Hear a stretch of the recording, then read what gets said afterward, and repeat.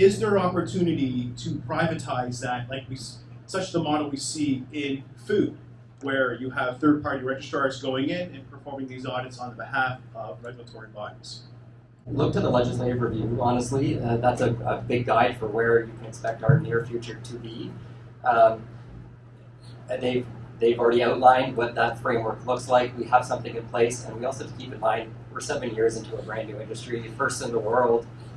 There's a lot going on. So adding in a whole new approach and framework to things may not support building that stability in the program. So that is something I would say urgent caution that you probably should not expect significant shifts to how things are done.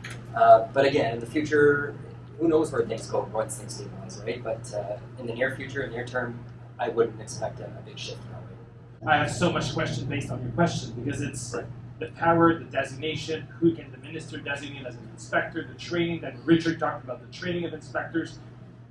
We all talked this morning about consistency of interpretation. Imagine if we had someone else in the room that was going to make sure that. So the complexity of all that, I'm I think I'm going to work on this until I retire. So, but we come from far, right?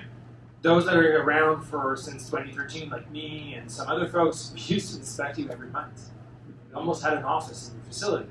Now we inspect you based on risk. Not everybody gets inspected. So you can see that the government is also changing its approach on inspection so changing our approach on relying on others, maybe.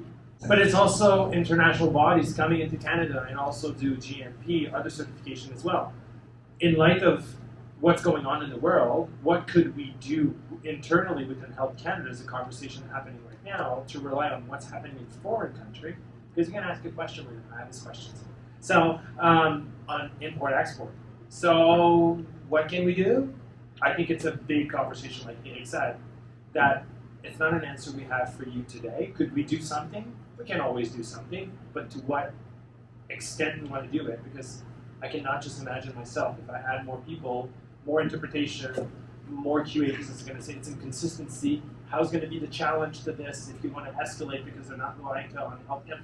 You can see where my brain is going right now. So yeah, the complexity of this is it's not feasible, but we need to make sure we have the proper checks and balance to make sure that it's done in the proper way.